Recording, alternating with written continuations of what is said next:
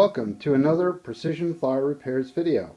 This one is on enhancing the illumination consistency of Lionel American Flyer Polar Express passenger cars, and the engine for that matter, but in this case it's just the cars. A customer of mine sent me these three cars.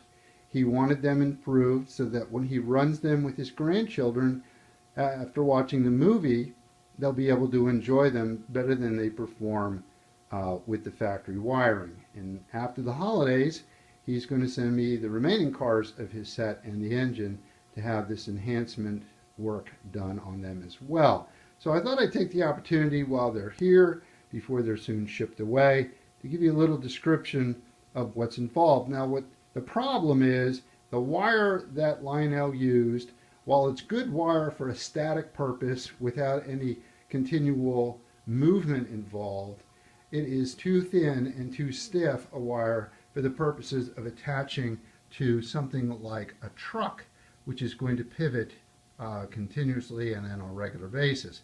And so many times what happens is the wire breaks loose where it's soldered to those brass spring contacts.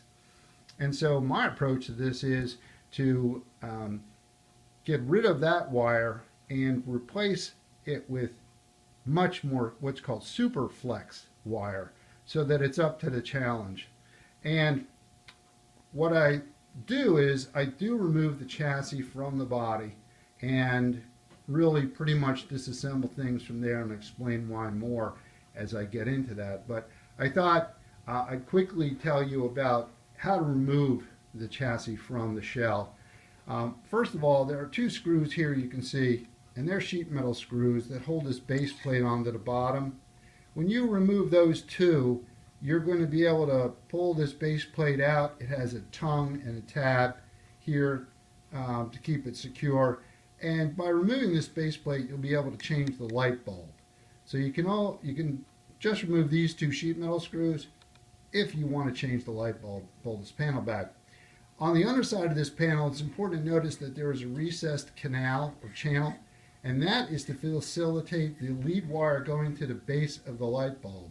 It's important to run the wire in a way that when you put this panel back, it goes into that recessed channel. Otherwise, you're going to pinch the wire. I'm finding a number of them done that way from people that may have removed the panel and not been mindful of running the lead wire through the channel when they put the base plate back on.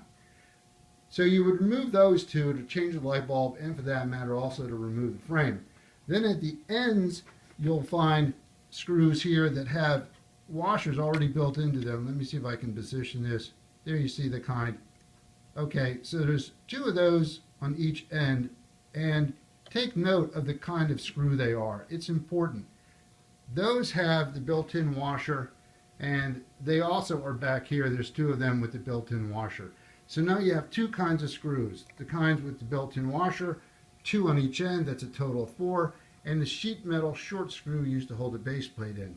Now you have two kinds of screws, 6 screws total. When you remove this base plate, you'll expose two more screws. They're different than these sheet metal screws, and they too are used to hold the chassis to the shell.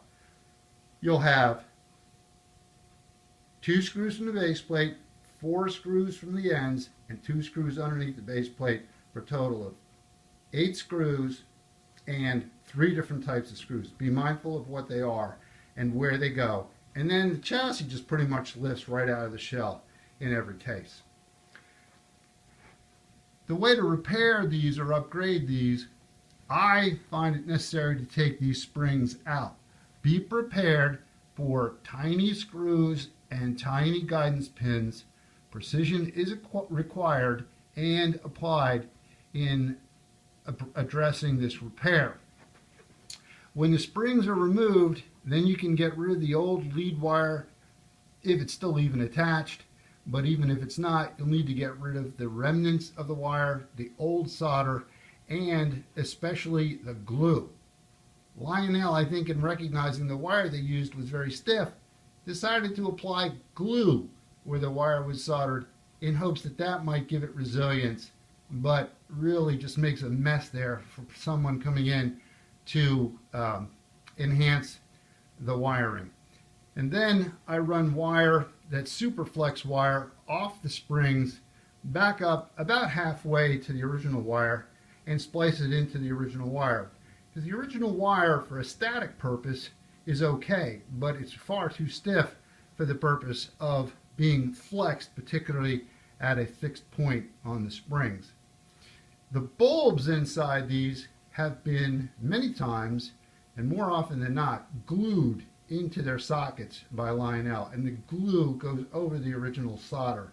So there's another mess if you want to get into running a full length of new wire. You're going to have to get rid of all that glue in addition to the solder, but really the flexible part of it only needs to be pretty much that second half for things to remain intact and give you longer life and more consistent illumination from the car. The bulbs, as far as I can tell, are glued into place because the socket has very little spring to it, that when you push in the bayonet-based bulb, it doesn't push back and then snap up into the slot like it normally would. And I think they found they're loose in their socket and may come out in transit, so they glued them. Again, a better quality socket for the bayonet bulb to snap down and then spring back up in more crisply would have made a big difference. So there's some of the work that I find necessary to do. If you attempt to resolder these and leave the springs in the truck, I do need to warn you that what is underneath them is plastic. And when you get that hot soldering iron near those brass shiny spring contacts, it will melt the base plate underneath them. And for more photographs of the work that I've described here, go to my website, www.precisionflyrepairs.com, and I'll show you some that were melted by someone using a soldering iron on them without having removed the springs, and also some other shots of the work that I've done here and things that you'll find along the way. But without any further ado now, I'd like to run a couple of these behind an engine and show you just how bright and consistently lit they are when the work is finished. Now, I don't have a Polar Express set, but I do have one of my favorite TMCC Pacifics, the Erie 2934, with them in tow. 2934. I've got those cars ready. Am I clear to pull? Over. 2934, you are good to go. Over. Roger that. We'll take the green. Erie 2934. Over. Roger that. Out. Those announcements are pretty cool on the old engines because they're cab number specific. You may have heard him announce the cab number. Later on they went to generic announcements. But there are the cars. Again, they're really the champion of the video. And now staying consistently well lit, brightly illuminated, and that's whether they're going over a switch or just running around the track. I'll dim the lights a little bit so you can see that.